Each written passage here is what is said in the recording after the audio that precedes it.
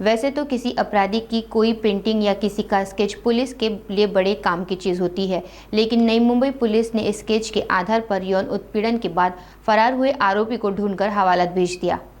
Vashi railway police station यांनी त्यांच्याकडे एक पीडित मुलगी त्यांना घनसोली स्टेशनला मिळून आली होती. त्याप्रमाणे त्यांनी वैद्यकीय तपासणी करून त्याच्यावरती लैंगिक अत्याचार झाले. त्यामुळे त्यांनी त्या ठिकाणी गुन्हा दाखल केला होता.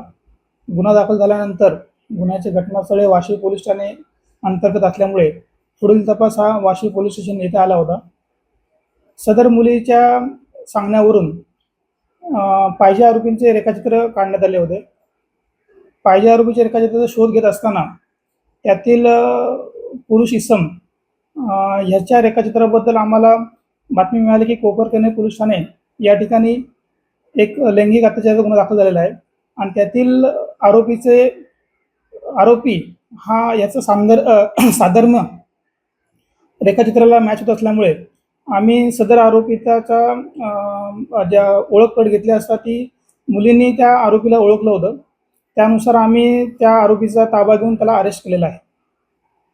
हा आरोपीवरती अजून सध्या तरी कोपरखैरणे पोलीस ठाणे येथे एक 354 आणि 354 IPCचा एक गुन्हा दाखल आहे. एक 7 दिवसाची पोलीस कस्टडी भेटलेली आहे. सध्या आरोपी न्यायालयीन कोठडीत गेलेला आहे आणि यातील पाहिजे आरोपी छाया हिचा शोध चालू आहे. ह्यांच्यामध्ये ओळख नव्हती. ती मुलगीसुद्धा भंगार वेचण्याचं काम करत होती.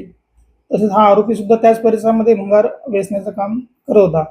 ह्यांची पूर्वस्थिती ह्यांची ओळखीची नव्हती.